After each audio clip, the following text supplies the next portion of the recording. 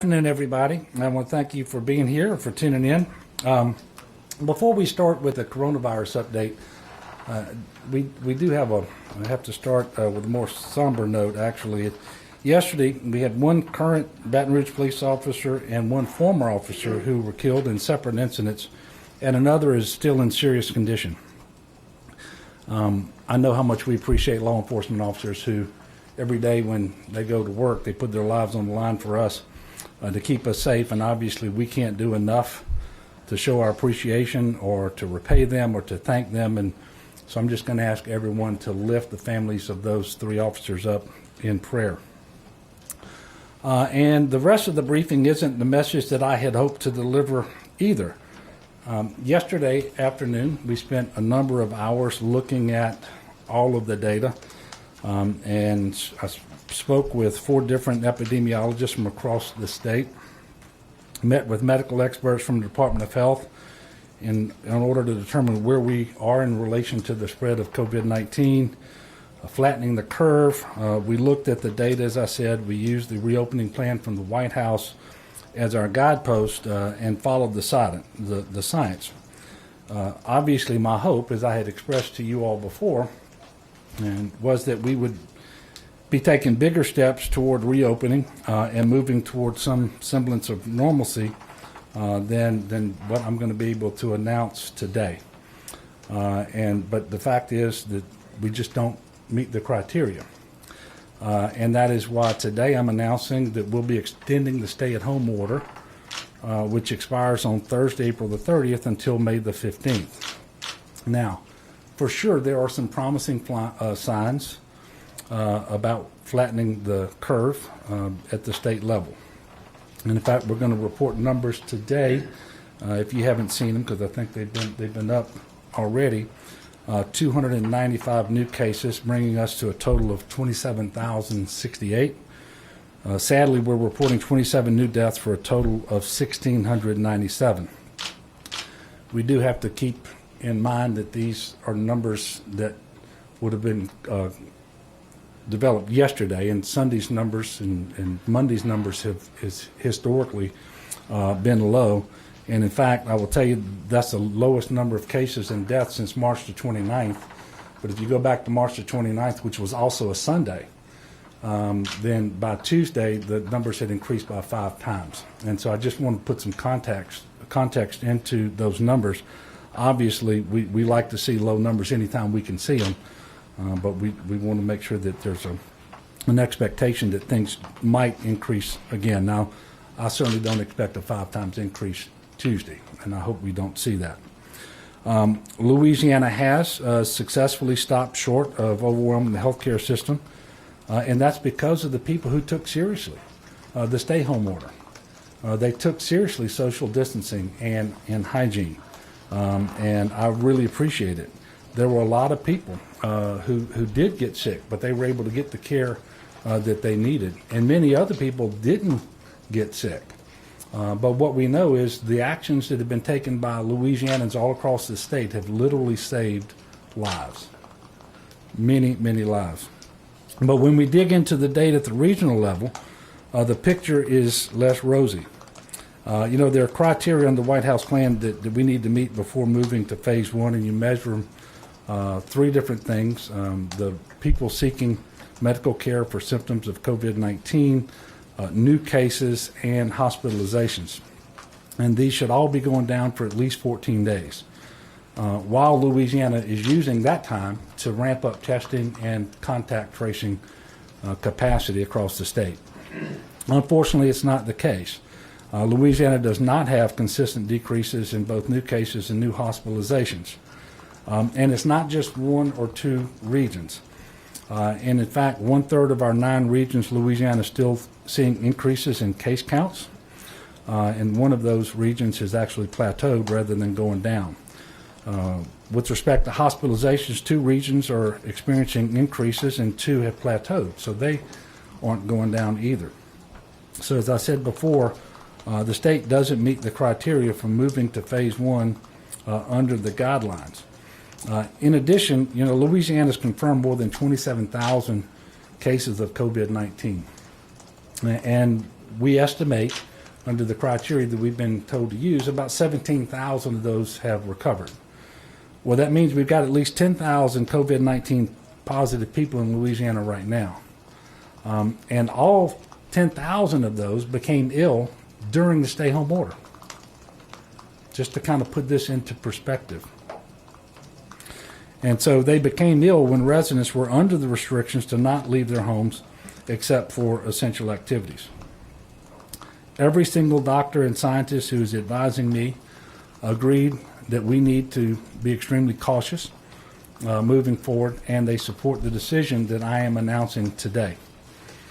And again, the decision to extend the date of the stay-home order is based on the data that we have, based upon science, and the White House guidance for a phased reopening for states.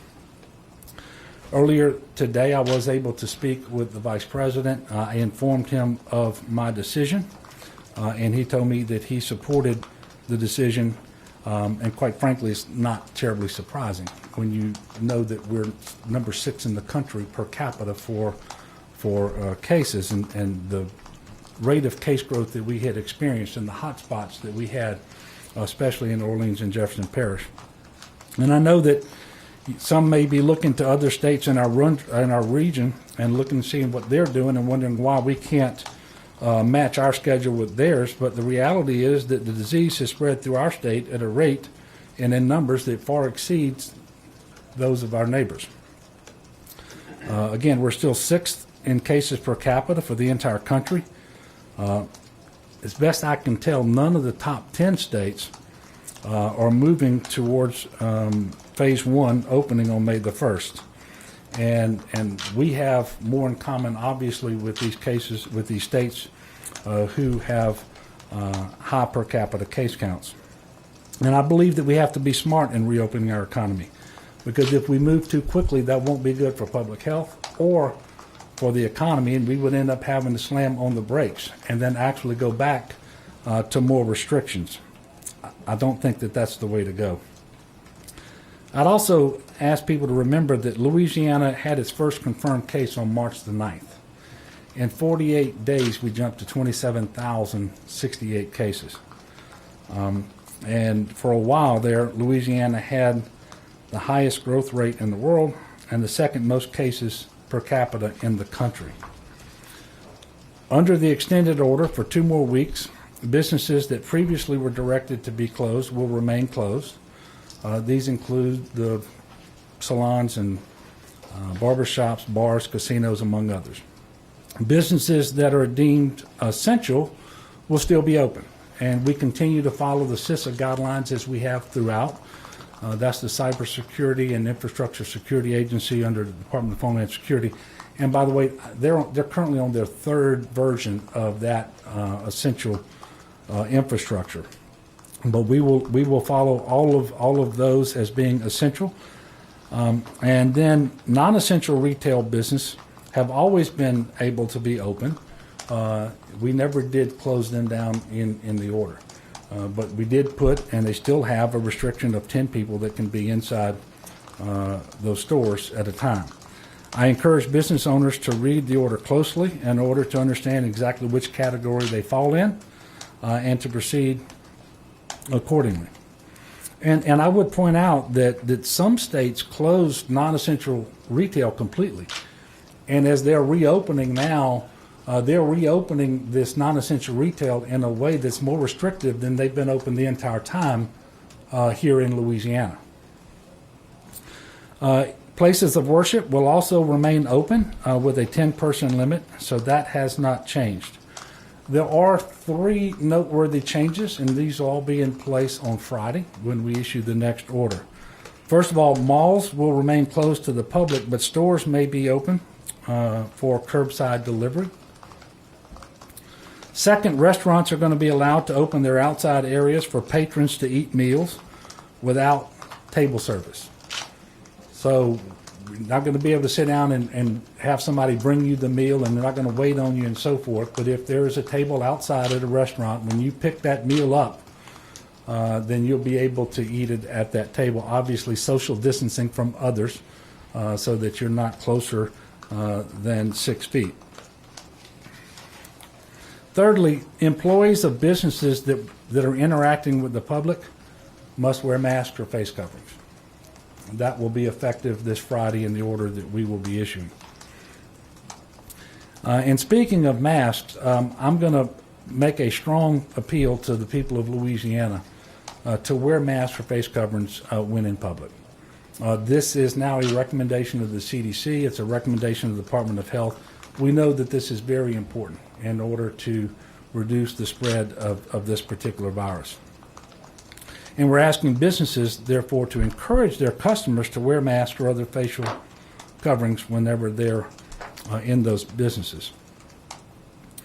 If we meet the White House guidelines on symptoms, cases, and hospital capacity, and testing and contact tracing ramp up as we expect that we will, hope that we will move to phase 1 on May the 15th. And if so, we will make that announcement 2 weeks from today on May the 11th. Just to give a better idea of what that would look like, phase 1 will lift the stay-at-home order and ease restrictions on some public spaces like houses of worship and restaurants, and allow some places that have been closed to reopen, such as barbershops and salons. But with the restriction of 25% of their licensed occupancy, the occupancy that they're allowed to have in those businesses, along with strict requirements for social distancing and mask and facial covering usage. Businesses and faith leaders should use this time between now and when we actually do get into phase 1 to confirm their occupancy of their buildings with local government or the state fire marshal office, and to make plans for how to open up consistent with these guidelines so that they can safely bring their worshipers or customers into their businesses, engage in the social distancing that's going to be required, and they can also use this time to make sure that their employees have the requisite masks as well.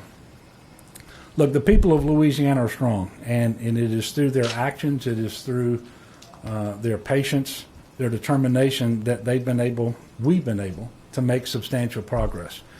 We are moving in the right direction. And by taking the stay-at-home order seriously, we are well on our way to entering the next phase of reopening. We're much closer to phase 1 today than we would have been without it, obviously. And I'm hopeful that everyone will view the extended 2 weeks as time to adjust to this new normal, as time to make or buy a face covering if you haven't already done so. Remember, when you wear a mask, it protects those around you. And when others wear a mask, it protects you. This is the neighborly thing to do, and it will help us all to stay healthier. Today is a beautiful day. And as a reminder, get out there and enjoy the beautiful weather while maintaining social distancing of 6 feet between you and people who are not living with you in your household. Get out there and exercise. It's good for your mental health as well. And I think it's necessary to get out and enjoy the fresh air whenever possible. And again, we're going to get through this together. But we're only going to be successful by following the data and the science. We intend to do that, but we also intend to make sure that we're progressing so that we will meet these measures that we're looking at over a 14-day window. I forgot to go to the slide here. You can, actually it's been up there, but you can see those areas where cases are increasing or have plateaued and are not decreasing, and where hospitalizations are increasing or have plateaued and not decreasing. So obviously there's a lot of good work going on here. It's just not enough that we feel comfortable, because what we can't do right now is create new hotspots when we don't have the ability to adequately test those that we already have until we can ramp up that capacity. And so that's why these criteria were selected in the first place. And I'm going to ask Dr. Bu to come up and provide a little more context for these numbers. And then after that, we will take your questions, and He is the expert, and so if you have really detailed questions about the information you're seeing on the graphs, I would ask you to go ahead and address those to Dr. Bu while he's still at the podium. Thank you. Dr. Bu? So as the governor noted, we've been working as a team both internally within the Department of Health and the state, but also with external experts, epidemiologists, scientists, doctors, really since the beginning, but most recently focused on how to interpret the plan and how to build a plan for reopening Louisiana that focused on a lot of the data that the White House has pointed to. We agreed with the White House recommendations that really it makes sense to look at this continuum of factors that represent a potential pathway that people take when they're COVID infected. Looking first at COVID-like illness. These are people presenting to emergency departments and other healthcare settings with symptoms consistent with being having COVID-19. We've talked a lot about these in the past: cough, shortness of breath, fever, sore throat, and actually the CDC has added to that list shaking, chills, losing your sense of taste or smell. We measure that already. We've been measuring that for some time. Next, somebody with those symptoms should go on to get tested. And what we would then see is that if somebody actually has COVID-19, they should show up as one of our cases. So the next thing that we look at is what's going on over time with our cases. And then unfortunately, we know that anywhere between 12 and 14% of individuals on average who are diagnosed with COVID-19 will unfortunately become ill enough that they need to be hospitalized. And of course, when we're thinking about the plans to reopen the state, the most critical infrastructure that we need to be thinking about and preserving is our healthcare system's ability to respond to people who are ill, to reduce the likelihood that there's not adequate resources to treat them, and that we avoid avoidable deaths. And so hospitalizations is the third measure that we spent a great deal of time looking at. My team and external experts reviewed all of this data, and as the governor noted, our assessment was that we were not going in the right direction in a number of regions, and our strong recommendation to the governor was that it was too soon to remove the stay-at-home restrictions at this time. I will also say, though, our feeling was that the measures that we are taking currently are working. As the governor noted, we have 27,000 cases, but if you go by our estimates, we think that we have over half of people who've been able to be recovered by this point. But that still leaves 10,000 individuals, around 10,000 individuals that are still out there and likely infected. And when we think about where we started at the beginning of this epidemic with a few cases leading to the widespread outbreak that we have now, and then you think about removing restrictions when you have 10,000 actively infected people, it was the unanimous feeling of myself and all of the experts that that was a dangerous situation as we start to relieve those restrictions. We are a hybrid state, and frankly, that's reflected even in the guidance that we've seen from the White House and in our discussions with the CDC. They do not treat all states equally. They acknowledge the fact that the risks are much higher when you have a high burden of disease in your state, and that certainly is the position we're in, as the governor noted, as as number 6 in per capita burden. So we do feel that there is some improvement that's going on, in fact, significant improvement going on, but what this graphic shows you is that's unfortunately not evenly distributed. In fact, if you look at the state from a standpoint of COVID-like illness, cases, and hospitalizations, we see that there are decreases across all three of those measures, but those are really driven largely by Region 1, and that's the greater New Orleans area, which had the highest number of cases, but frankly where we've seen really strict adherence to the stay-at-home order, and we've seen the most precipitous fall, the biggest fall in all of these measures. When we look at individual regions, and maybe we'll go to the next slide, you can see that there are several regions where we frankly have increasing numbers of cases. So this is looking at our epidemic curves, which again were constructed using the CDC guidance. What you see is in regions 2, so the greater capital area, region 4, Acadiana, and region 8, the Delta region around Monroe, we have an increase in cases. This is over the last 2-week period. And then frankly, in the Florida parishes and the area of the North Shore and Region 9, we are plateauing. We're not seeing the decreases that we're seeing that are in the other regions of the state. And unfortunately, that's also translating to what we're seeing in hospitalizations. On the next slide, this is Region 2 showing you per capita hospitalizations, and that's not the way that we want this curve going. The yellow or orangish, if you will, color there really shows you that last 14 days, but you can see even long before the last 14 days, there was a steady rise in per capita cases in Region 2. And if we look at Region 8, we see a similar thing. Again, we're seeing this sort of undulating pattern, but the general trend is increasing.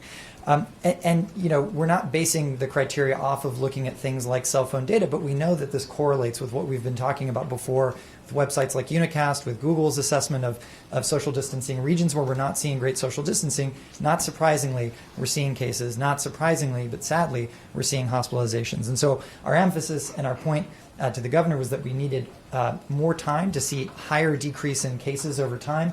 We also needed time to work with these regions specifically to make sure that we're doing what we can to stop the spread of COVID-19.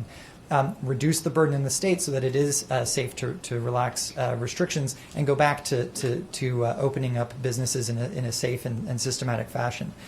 I'll end just by noting, just as the governor did, we do want to emphasize, though, that there are settings where it's safe to be, and that's outdoors. And I think especially as the weather's improving, we do want to encourage people to understand that there's a difference between being around people in a building where the air is not circulating as well as it should, and being outdoors. In both of those circumstances, we recommend social distancing, staying at least 6 feet away from individuals, and we also recommend wearing a mask when you're around individuals that are not in your immediate household. So again, whether you're indoors or outdoors, if you're around folks who are not in your immediate household, recommend wearing a mask and distancing at least 6 feet. But encourage you to go out and do that and talk to your neighbors and enjoy the weather and enjoy some outdoor dining at restaurants. That is a much safer environment to be in as we move forward than being indoors. When we get the burden down, when we see that cases are going down and hospitalizations are improving, we'll then be able to move that same activity indoors. And now we'll be used to wearing masks, and we'll be ready to do social distancing at counters and other sort of limited retail engagements, but wearing a mask as we're speaking with each other and with each other.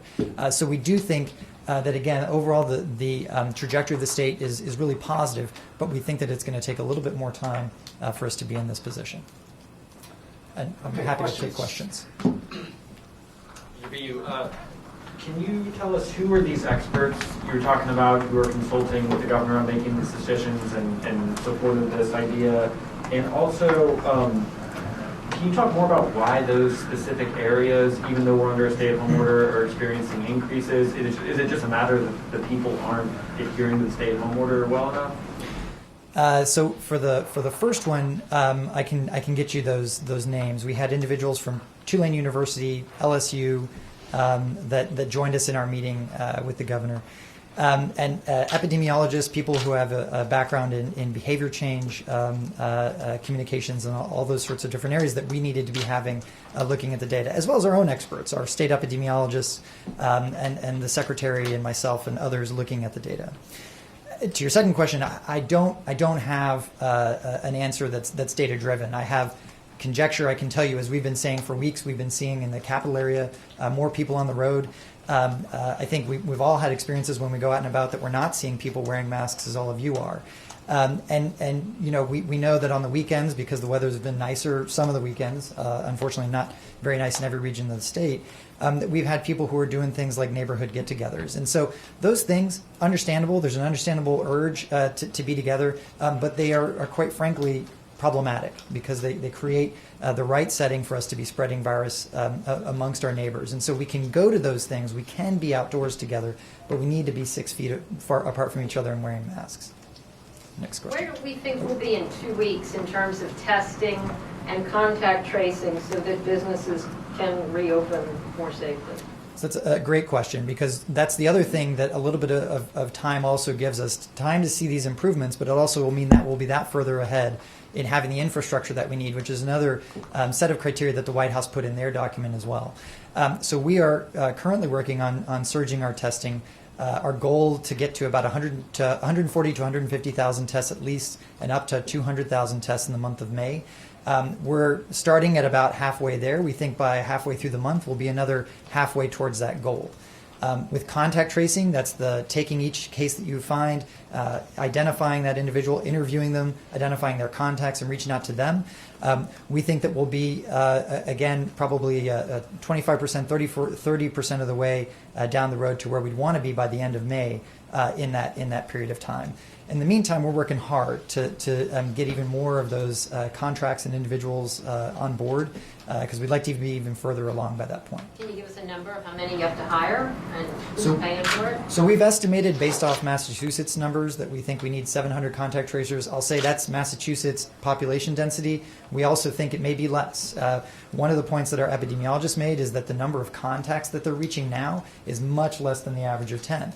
People are staying at home, so there's fewer people that we're having to track. So it may be that we need fewer people than we're estimating, but we'd rather overestimate and have too much supply than find ourselves unable to do the work that we need to do. Yeah, let me add something. So these are emergency protective measures when you do the contact tracing. So this is an allowable expense under the Stafford Act. So we would be submitting that through FEMA for reimbursement at either the 75% level or the 90% level, and that depends on the total amount of expenditures that are approved by FEMA from the state. We feel pretty confident that we're going to end up getting to the 90-10 match. Secondly, today in the White House Coronavirus Task Force conference, telephone conference that we had, video conference, with the President and the Vice President, they presented on testing. Every state last week, and I think it was last Wednesday, submitted their testing plans to the federal government, to the CDC. And they took those plans and they put them in a matrix. They announced today that they're going to be able to meet every single state's testing plans with resources relative to swabs, the viral transport medium, and other and reagents. So our plan is for 200,000 tests in the month of May. If we do that, we will test 4.3% of our state's population. That's almost twice as much as Dr. Birx recommended as the minimum amount that you should try to do. So we feel very confident, especially since that call happened today, that in the month of May we are going to see a continued surge in our testing capacity. And because the only way that you can observe what's going on in communities is through testing. And when you see cases spike, then you have to take corrective action. And hopefully when you're testing enough and doing the contact tracing, you can keep that lid on and allow for the phased reopening of the economy. Secondly, and this is the first time that I recall hearing Dr. Birx mention this, is we are going to get to the point where we need to start testing people who are asymptomatic or mildly symptomatic. Because we know the numbers we talked about a while ago, these are all confirmed COVID cases because there's been a test. There's a significant percentage of the population who remain asymptomatic even though they have COVID-19 and they are shedding virus. And so we have to start testing in that population too, and those who are so mildly symptomatic that they are not reporting for testing. And that's why we have to ramp up as much as what they're talking about. And I don't know, you might have a different perspective on this than I do. That's the first time I can remember Dr. Birx talking about moving testing to those who are asymptomatic. And so that represents a pretty big change in what we've been doing. Yes, sir, Jeff? Is there actually a scientific study that shows that the stay-at-home orders actually reduce the number of cases? Because there's some people that look at states that don't have a stay-at-home order and say, boy, they got a lot fewer cases than Louisiana. Why is that? Yeah, well, first of all, I would tell you that there is certainly modeling that would predict what would happen in a state without a stay-at-home order. And then we know what happened in our state once we implemented one. And we know based on early transmission numbers what we believe the R naught to be, the rate of transmission, which was in that 2.4 range. And then when we put the very first social distancing in and minimized put some restrictions on crowd size, we thought that it would get down from 2.4 to about 1.7, as I recall. And then the stay at home is 1.3. And over time, we actually tracked it in that way.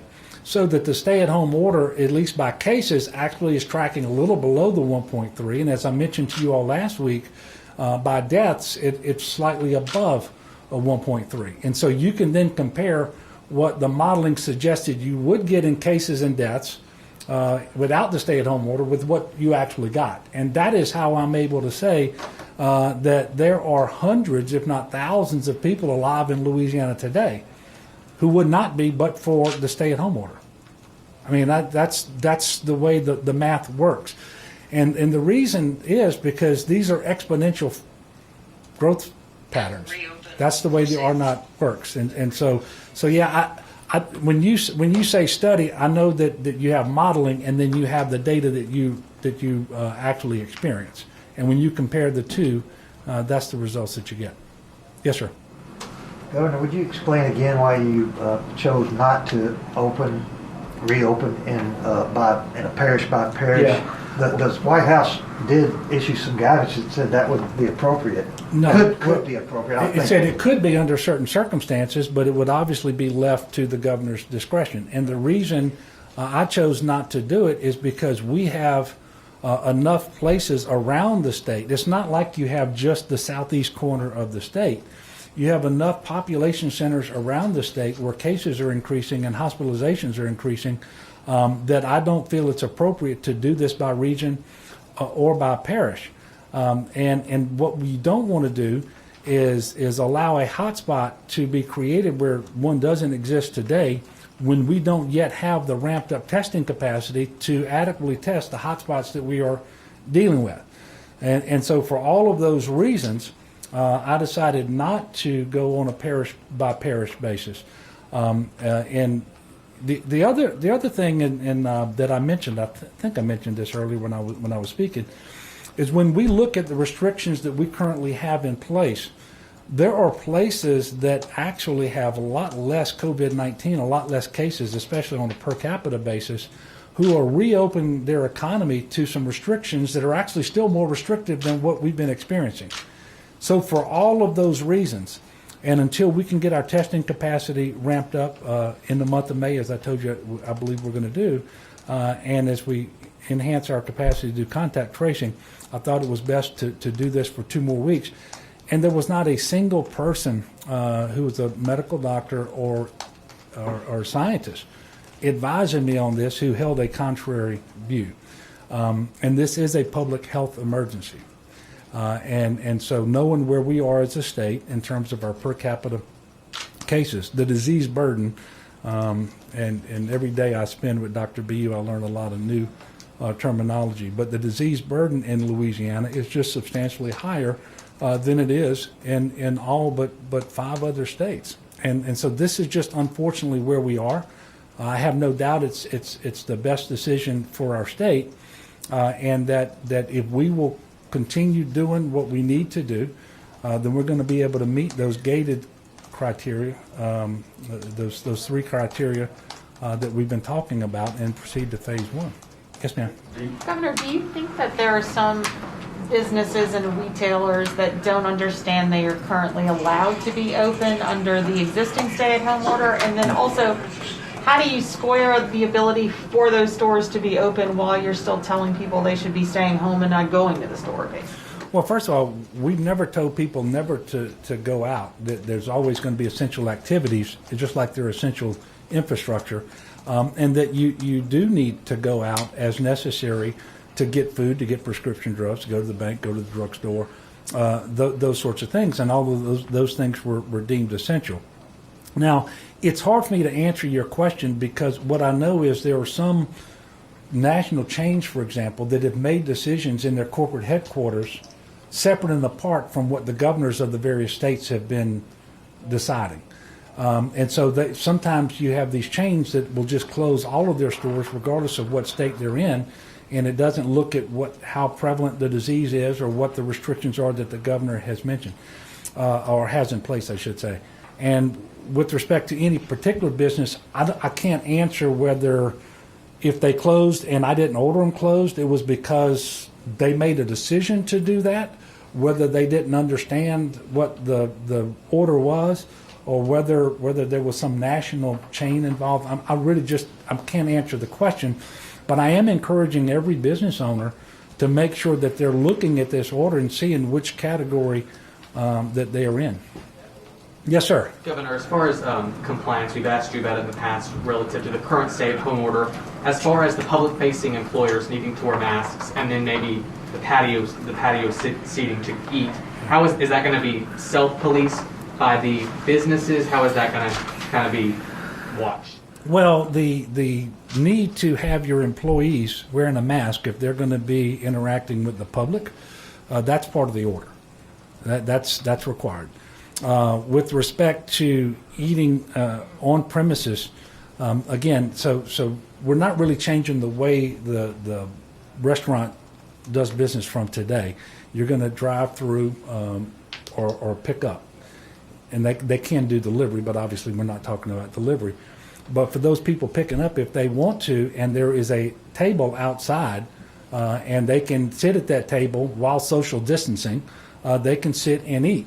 But the restaurant is not going to be able to wait on them and go back and forth into the restaurant, serve them their food, bring them drinks, because that's the contact that we're trying to avoid right now. I think it's a meaningful, but it is admittedly a measured lessening of the restrictions that they have. But it goes back to what Dr. BU was saying a while ago. We know that outdoors is just much safer than indoors when it comes to the spread of this virus. And so this is something that we felt it was proper to do. Yes, sir. Governor, I know this decision has probably been really hard for you. What do you kind of say to those people who want to reopen the economy? I know you've had some people outside your house for the past few days. What do you say to those people, and why this has been such a hard decision for you as well? Yeah, well, first of all, I don't believe there's anybody out there who wants to reopen the economy more than I do.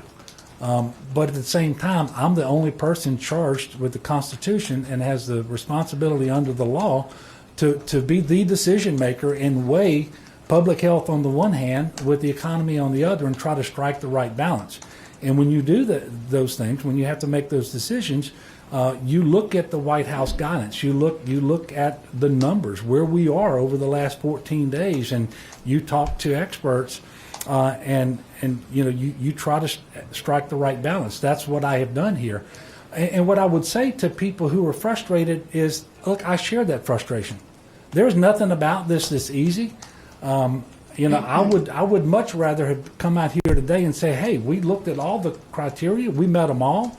We're going to go to phase one. I think people would probably be disappointed when they saw just how measured phase one is relative to where we are right now.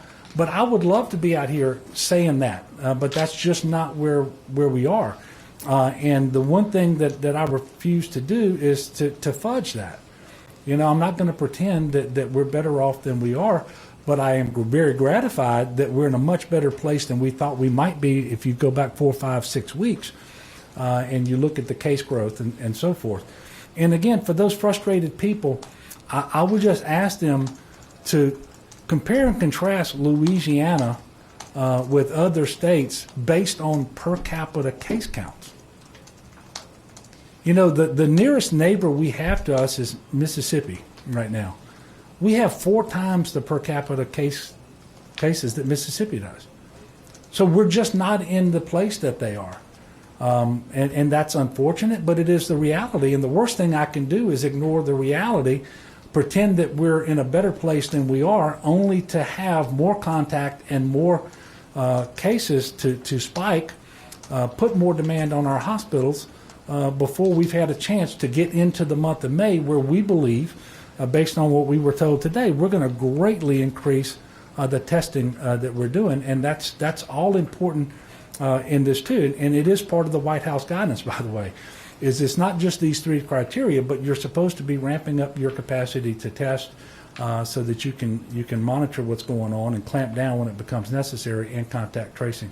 Andre? Do you anticipate, though, that people being people will still spill over in greater numbers with protests in many different places where you'd have to bring resources to?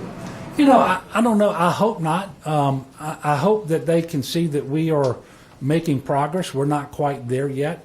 and that they would, rather than doing that they would be focused on leaning forward and figuring out how they get prepared for phase one, and that they don't do things between now and then that make it less likely that we will actually meet the criteria, so that they don't go out and do things that would actually cause the cases to spike because they lose their discipline and they stop following the stay-at-home order, they stop social distancing, they stop doing the hygiene that we've been asking of them. That's really what I think the overwhelming majority of Louisianans are going to do. But for those people who protest, look, I get it. This is the United States of America. Not everybody is going to agree. And look, I understand that.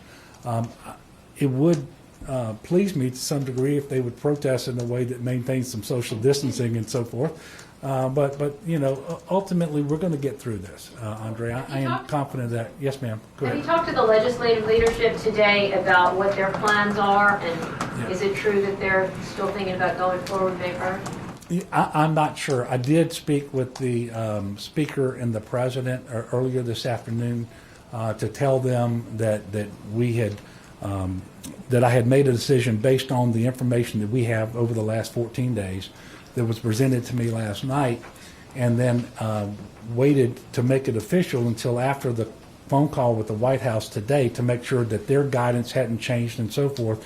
And then once that call was over, I then engaged with Speaker Sexsnyder and President Cortez to make sure they knew what the decision was. We did not talk about what the session might look like and when they might return. And I would tell you that I believe that is their decision to make. I happen to believe the legislature is like essential infrastructure. We didn't close essential infrastructure, and the legislature shouldn't be closed because we have the month of May to get a budget in place. Otherwise, if you get to July 1st and you don't have one, you don't continue to operate. So it's essential infrastructure. I believe that they're going to need to meet. They have to decide whether they want to start meeting on May the 1st or May the 15th or some other time. But I would hope they leave themselves enough time to get the essential work done. And so there's essential infrastructure, there's essential work that has to take place at the Capitol with the legislature. It is, however, incumbent upon all of us to make sure that we understand it is not business as usual, because there's still protective measures that we have to put in place so that you don't have more people in the Capitol than necessary at one time, and certainly not in the committee rooms and all of those sorts of things. And I know that those are things that the Speaker and the President are thinking about. We had a long meeting here, I want to say it was last Wednesday or Thursday, and they were telling me they were thinking about those things. Yes, sir. Sorry, Governor.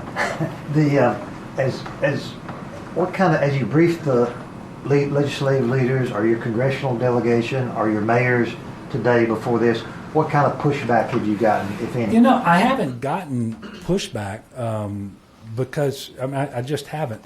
There are some who've expressed disappointment, but you know, it's kind of like the disappointment that I expressed too. I really wanted us to be further along than we actually are, but not anything that I would say was pushback. Yes, ma'am. Governor, you talked about who was involved in the decision-making on this piece of things. Did you reach out to business leaders or anyone on the economic side of things to notify them that this was coming, or to get their input about ways they perhaps thought they could be able to comply with loosened restrictions and still protect people? Well, the business, first of all, we've created the task force, as you know, and we have 15 business sectors that are represented, and they're doing those things right now. But the business leaders couldn't tell me whether we met the criteria that were set forth by the White House as it related to those three things: the COVID-like illnesses that were showing up in our emergency departments, the number of cases, the COVID burden across the state of Louisiana, and hospitalization capacity. So we've certainly been talking to businesses, but when it came to seeing whether we met those criteria, and then looking at the testing we have in place and our plan to ramp it up and contact tracing, that wasn't something that the business community could inform my decision on. And so we made the decision last night based on the presentation, because you had to have the most recent 14 days you could have, because that's the period of time that we were looking at. And then it wasn't final until I had my call with the White House today, because I wanted to make sure, since we were relying so heavily on their framework, their guidance, that they didn't change that in any way, and of course they did not. Leo, very patient back there. East Baton Rouge Parish has given out a survey to parents and said, go ahead and gear up in case we wind up having to be in home for the fall. Have you heard anything else from Department of Education on how they plan on trying to make up for this year, or finish out this year and then start the next one on time? Yeah, well, first of all, they're going to finish up this year through distance learning. Some of it high tech, some of it low tech, and we've talked about that. I haven't heard about any statewide plan that would start looking at next fall yet. I suspect there are multiple districts around the state that are trying to get ahead of things and try to figure out what they would do under certain circumstances. But actually, I hadn't heard that about East Baton Rouge Parish until you just mentioned it. And I don't really read anything into that other than the leadership is trying to get as far out in front as possible. But I don't think we're going to have the facts that are going to guide that decision for some time to come. And again, it's my hope that the conditions improve on the ground tremendously between now and this fall, and certainly soon enough that is not going to be required.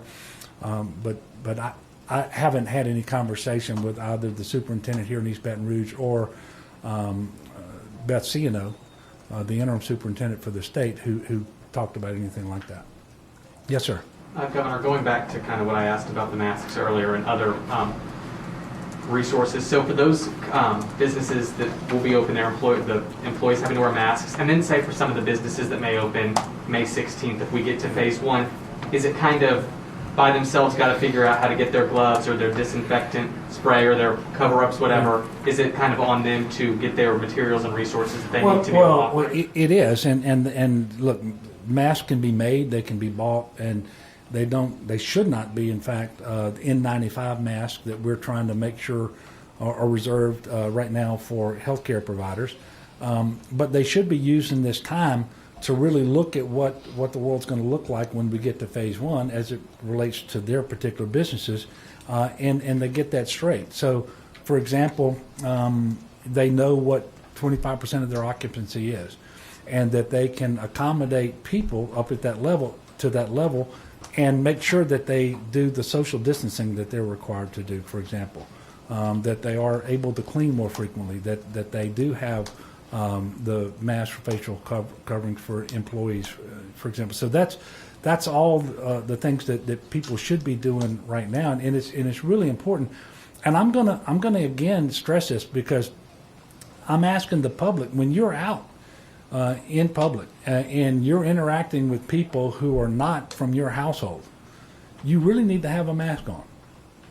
You're protecting them, they're protecting you, and it's critically important that people do that. It is both a CDC recommendation and a recommendation of the Louisiana Department of Health, and it's being a good neighbor.